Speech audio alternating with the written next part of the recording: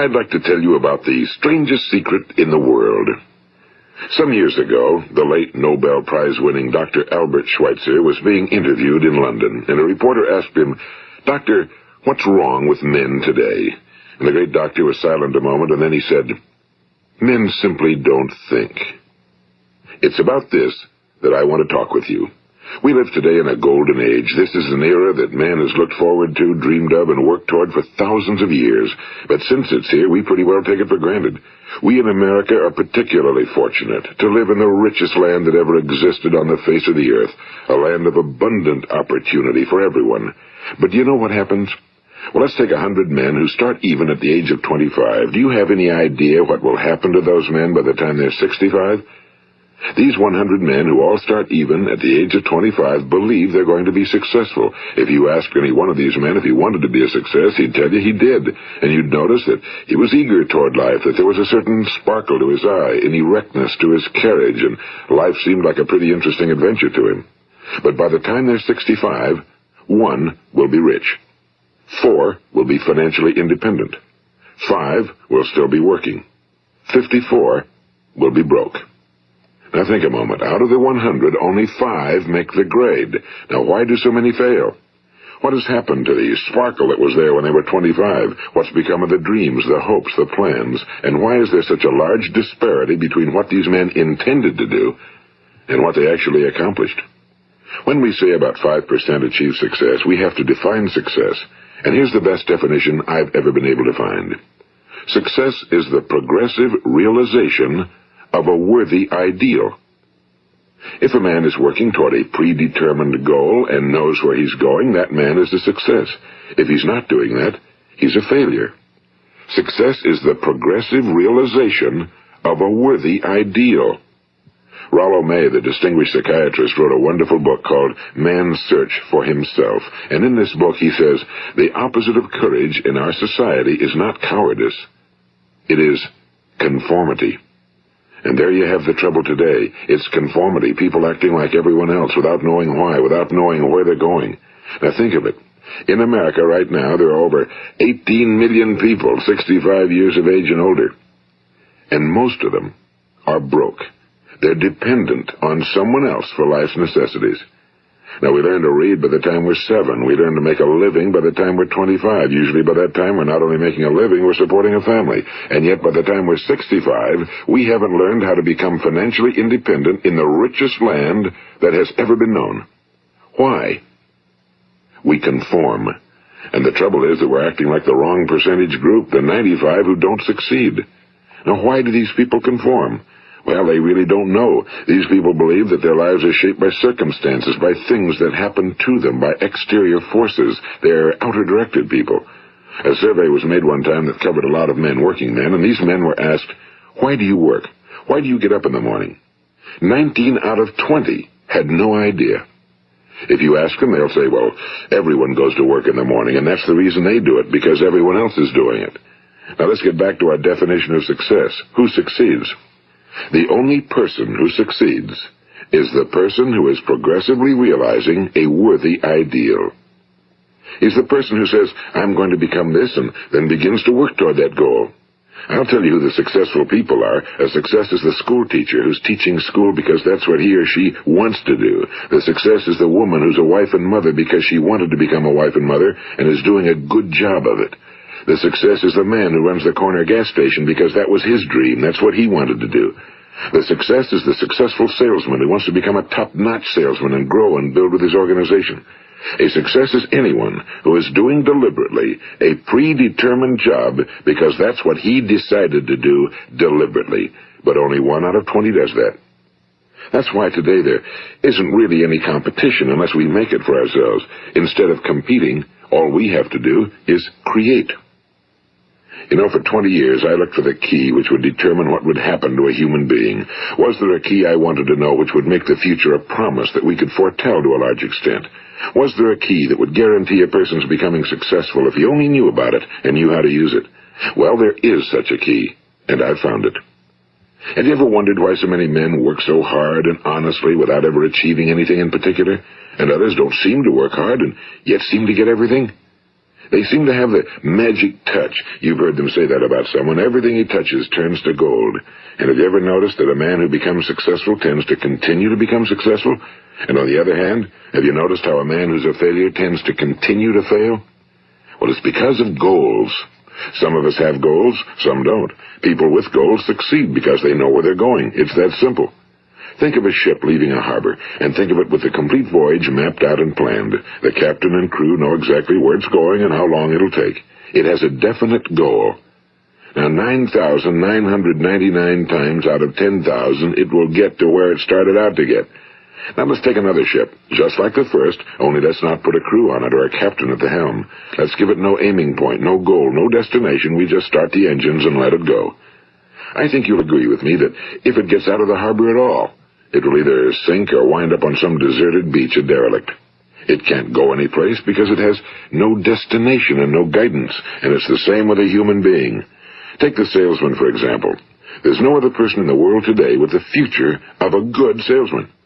Selling is the world's highest paid profession, if we're good at it and if we know where we're going.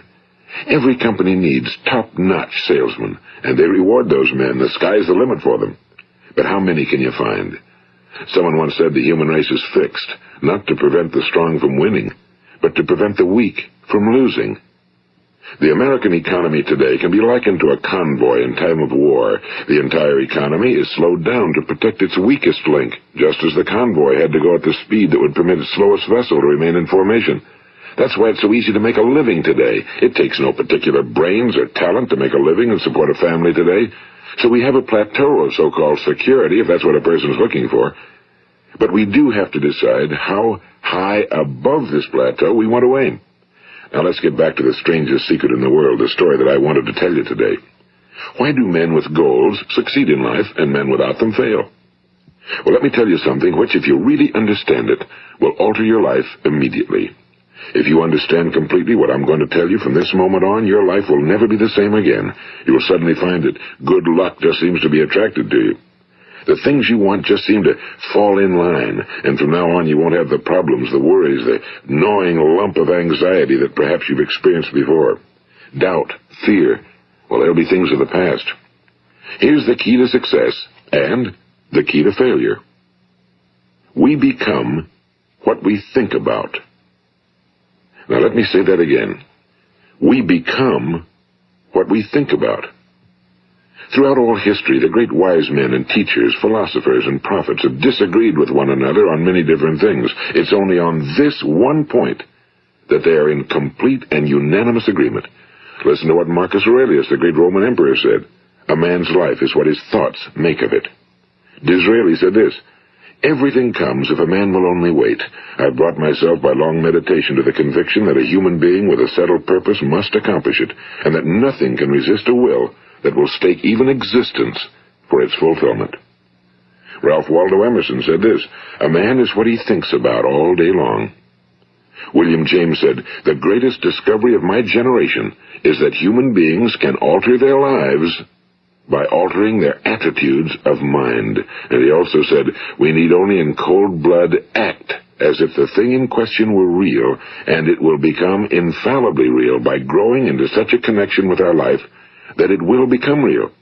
It will become so knit with habit and emotion that our interest in it will be those which characterize belief.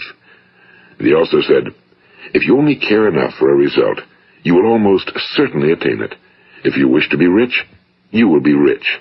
If you wish to be learned, you will be learned. If you wish to be good, you will be good. Only you must then really wish these things and wish them exclusively, and not wish at the same time 100 other incompatible things just as strongly. In the Bible you read in Mark 9:23, if thou canst believe, all things are possible to him that believeth. My old friend Dr. Norman Vincent Peale put it this way, this is one of the greatest laws in the universe.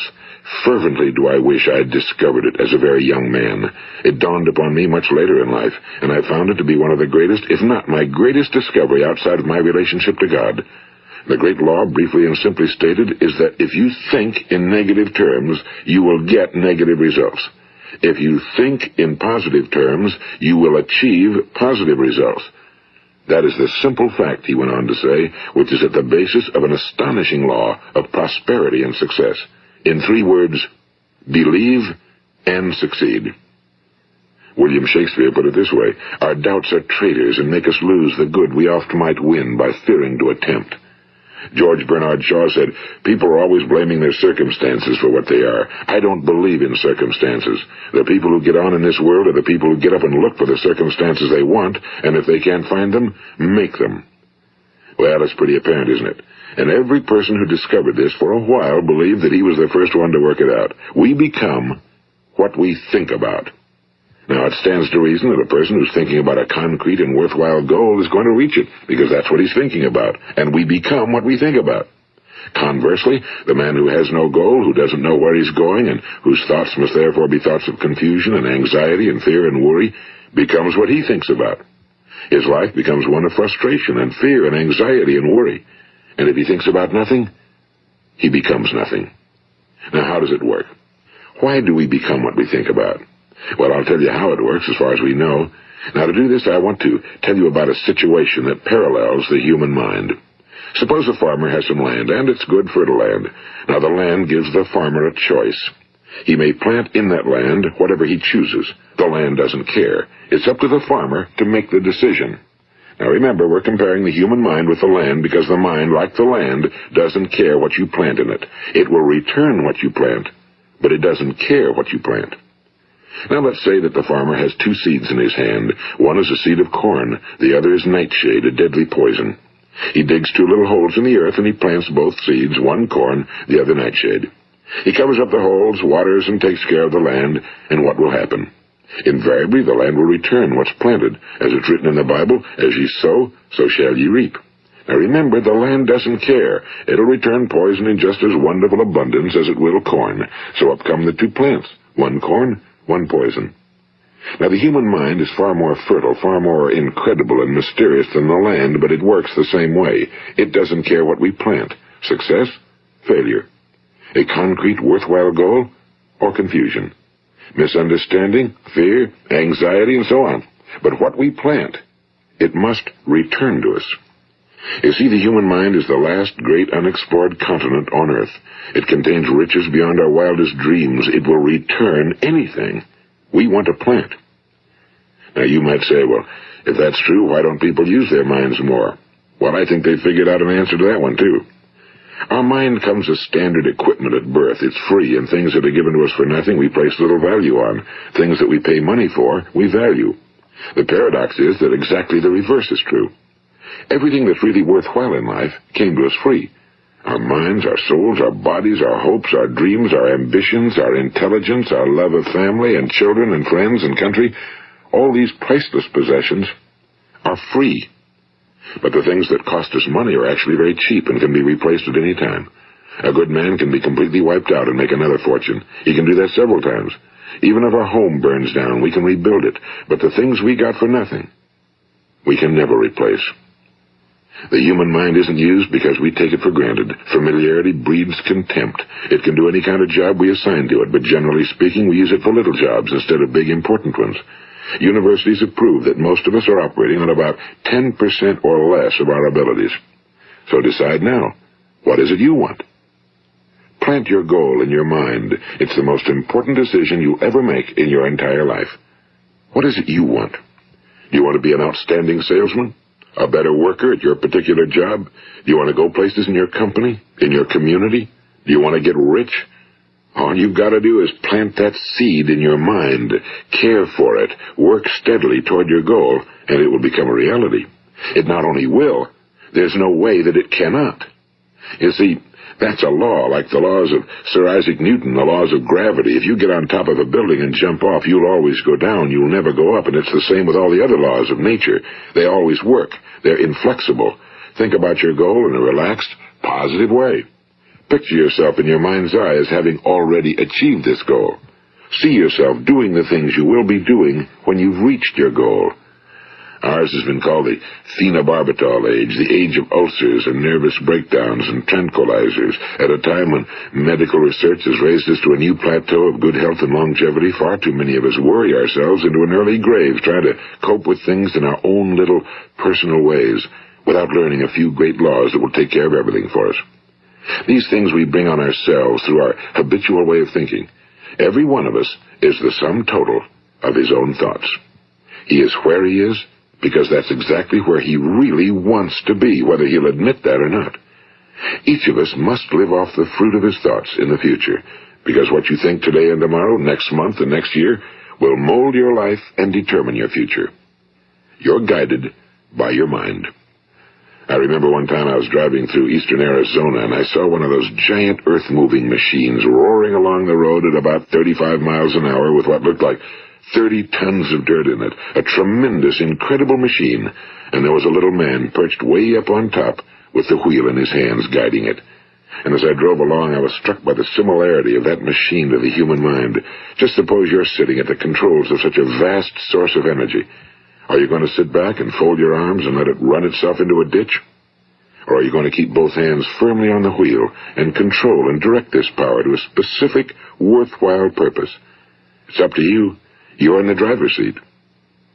You see, the very law that gives us success is a two-edged sword. We must control our thinking. The same rule that can lead a man to a life of success, wealth, happiness, and all the things he ever dreamed of for himself and his family. That very same law can lead him into the gutter. It's all in how he uses it, for good or for bad. This is the strangest secret in the world. Now, why do I say it's strange, and why do I call it a secret? Actually, it isn't a secret at all. It was first promulgated by some of the earliest wise men, and it appears again and again throughout the Bible, but very few people have learned it, understand it. That's why it's strange, and why for some equally strange reason it virtually remains a secret. I believe that you could go out and walk down the main street of your town and ask one man after another what the secret of success is, and you probably wouldn't run into one man in a month who could tell you. Now, this information is enormously valuable to us if we really understand it and apply it. It's valuable to us not only for our own lives, but the lives of those around us, our families, employees, associates, and friends. Life should be an exciting adventure. It should never be a bore. A man should live fully, be alive. He should be glad to get out of bed in the morning. He should be doing a job he likes to do because he does it well. One time I heard Grove Patterson, the great late editor-in-chief of the Toledo Daily Blade, make a speech, and as he concluded his speech, he said something I've never forgotten. He said, "My years in the newspaper business have convinced me of several things. Among them, that people are basically good, and that we came from someplace, and we're going someplace.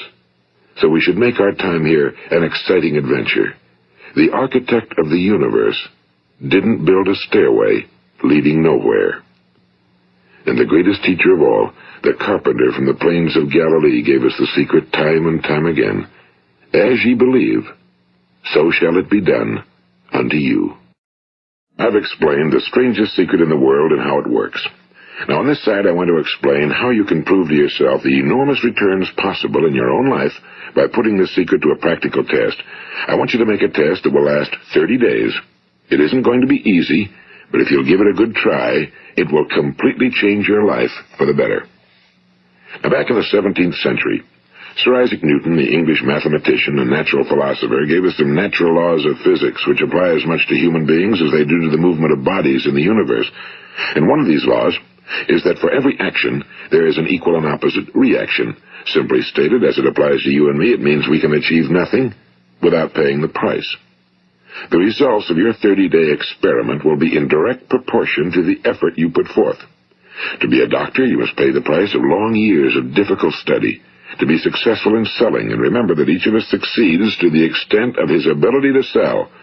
Selling our families on our ideas, selling education in schools, selling our children on the advantages of living the good and honest life, selling our associates and employees on the importance of being exceptional people.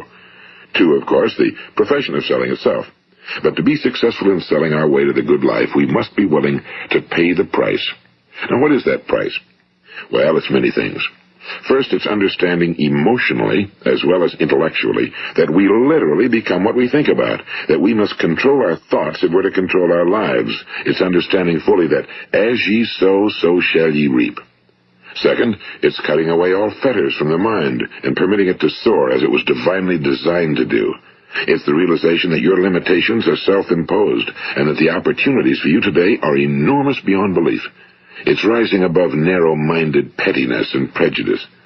And third, it's using all your courage to force yourself to think positively on your own problem, to set a definite and clearly defined goal for yourself, to let your marvelous mind think about your goal from all possible angles, to let your imagination speculate freely upon many different possible solutions, to refuse to believe that there are any circumstances sufficiently strong to defeat you in the accomplishment of your purpose, to act promptly and decisively when your course is clear, and to keep constantly aware of the fact that you are, at this moment, standing in the middle of your own acres of diamonds, as Russell Conwell used to point out. And fourth, save at least 10% of every dollar you earn. It's also remembering that no matter what your present job, it has enormous possibilities, if you're willing to pay the price. Now let's just go over the important points in the price each of us must pay to achieve the wonderful life that can be ours. It is, of course, worth any price. 1.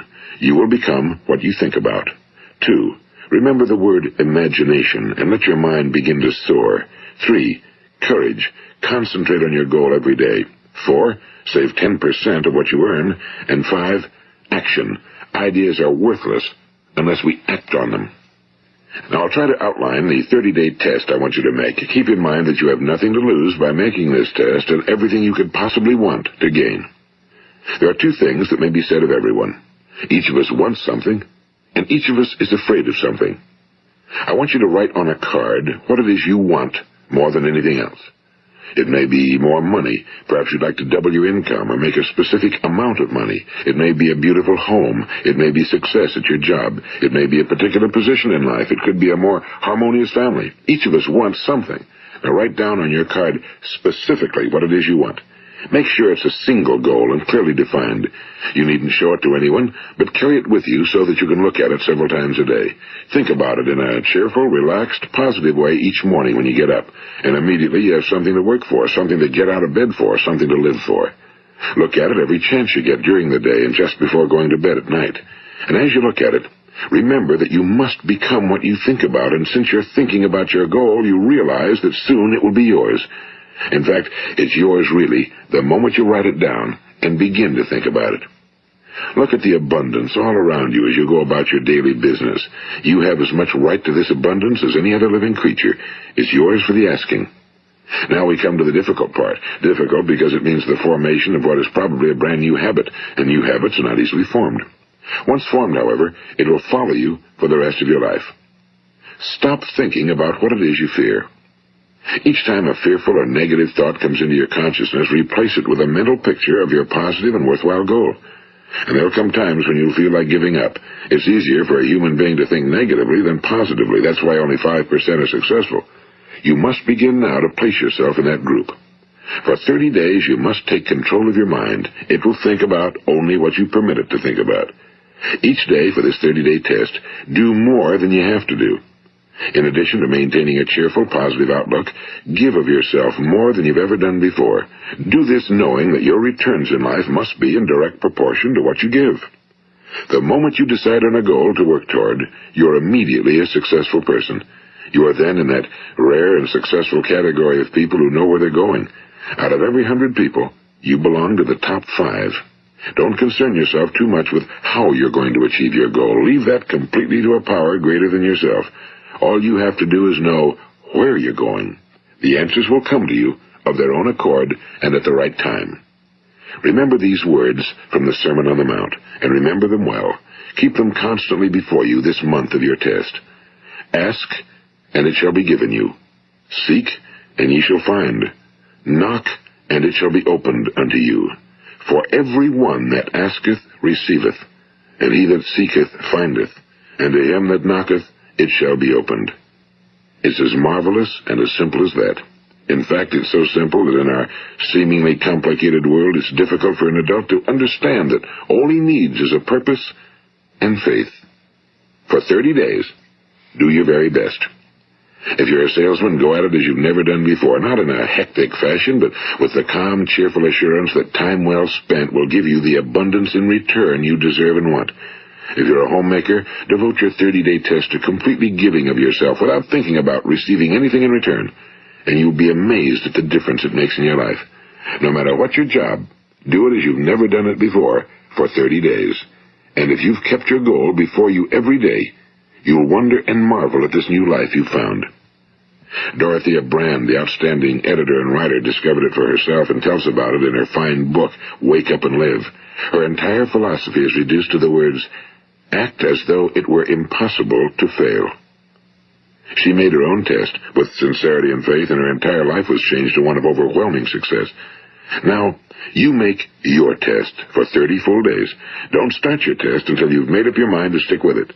You see, by being persistent, you're demonstrating faith. Persistence is simply another word for faith. If you didn't have faith, you'd never persist. If you should fail during your first 30 days, by that I mean suddenly find yourself overwhelmed by negative thoughts, you've got to start over again from that point and go 30 more days. Gradually, your new habit will form until you find yourself one of that wonderful minority to whom virtually nothing is impossible. And don't forget the card. It's vitally important as you begin this new way of living. On one side of the card, write your goal, whatever it may be. On the other side, write the words we've quoted from the Sermon on the Mount. Ask, and it shall be given you. Seek, and ye shall find. Knock, and it shall be opened unto you. Nothing great was ever accomplished without inspiration. See that during these crucial first 30 days, your own inspiration is kept at a peak. And above all, don't worry. Worry brings fear, and fear is crippling. The only thing that can cause you to worry during your test is trying to do it all yourself. Know that all you have to do is hold your goal before you. Everything else will take care of itself. Remember also to keep calm and cheerful. Don't let petty things annoy you and get you off course. Now, since making this test is difficult, some will say, why should I bother? Well, look at the alternative. No one wants to be a failure. No one really wants to be a mediocre individual. No one wants a life constantly filled with worry and fear and frustration. Therefore, remember that you must reap that which you sow. If you sow negative thoughts, your life will be filled with negative things. If you sow positive thoughts, your life will be cheerful, successful, and positive. Now, gradually, you will have a tendency to forget what you've heard on this recording. Play it often. Keep reminding yourself of what you must do to form this new habit. Gather your whole family around at regular intervals and listen to what's been said here. You know, most men will tell you that they want to make money without understanding the law. The only people who make money work in a mint. The rest of us must earn money. This is what causes those who keep looking for something for nothing or a free ride to fail in life. The only way to earn money is by providing people with services or products which are needed and useful. We exchange our time and our product or service for the other man's money. Therefore, the law is that our financial return will be in direct proportion to our service. Now, success is not the result of making money. Making money is the result of success, and success is in direct proportion to our service. Most people have this law backwards. They believe that you're successful if you earn a lot of money. The truth is that you can only earn money after you're successful. It's like the story of the man who sat in front of the stove and said to it, "Give me heat, and then I'll add the wood." How many men and women do you know, or do you suppose there are today, who take the same attitude toward life? There are millions. We've got to put the fuel in before we can expect heat. Likewise, we've got to be of service first before we can expect money. Don't concern yourself with the money. Be of service, build, work, dream, create. Do this, and you'll find there's no limit to the prosperity and abundance that will come to you. Prosperity, you know, is founded upon a law of mutual exchange. Any person who contributes to prosperity must prosper in turn himself. Sometimes the return will not come from those you serve, but it must come to you from someplace, because that's the law. For every action, there is an equal and opposite reaction. As you go daily through your 30-day test period, remember that your success will always be measured by the quality and quantity of service you render, and money is a yardstick for measuring this service. No man can get rich himself unless he enriches others. Now, there are no exceptions to a law. You can drive down any street in America and from your car estimate the service that's being rendered by the people living on that street. Had you ever thought of this yardstick before? It's interesting. Some, like ministers and priests and other devoted people, measure their returns in the realm of the spiritual, but again, their returns are equal to their service. Once this law is fully understood, any thinking person can tell his own fortune. If he wants more, he must be of more service to those from whom he receives his return. If he wants less, he has only to reduce his service. This is the price you must pay for what you want. If you believe you can enrich yourself by deluding others, you can end only by deluding yourself. It may take some time, but just as surely as you breathe, you'll get back what you put out. Don't ever make the mistake of thinking you can avert this. It's impossible. The prisons and the streets where the lonely walk are filled with people who tried to make new laws just for themselves. We may avoid the laws of man for a while, but there are greater laws that cannot be broken. An outstanding medical doctor recently pointed out 6 steps that will help you realize success. 1. Set yourself a definite goal. 2. Quit running yourself down. 3. Stop thinking of all the reasons why you cannot be successful and instead think of all the reasons why you can. 4. Trace your attitudes back through your childhood and try to discover where you first got the idea you couldn't be successful, if that's the way you've been thinking. 5. Change the image you have of yourself by writing out a description of the person you would like to be. And 6. Act the part of the successful person you have decided to become. The doctor who wrote those words is a noted West Coast psychiatrist, Dr. David Harold Fink. Do what the experts since the dawn of recorded history have told you you must do. Pay the price by becoming the person you want to become. It's not nearly as difficult as living unsuccessfully. Make your 30-day test, then repeat it again, and each time it will become more a part of you until you'll wonder how you could ever have lived any other way. Live this new way and the floodgates of abundance will open and pour over you more riches than you may have dreamed existed. Money? Yes, lots of it. But what's more important, you'll have peace. You'll be in that wonderful minority who lead calm, cheerful, successful lives. Start today. You have nothing to lose, but you have a whole life to win. This is Earl Nightingale, and thank you.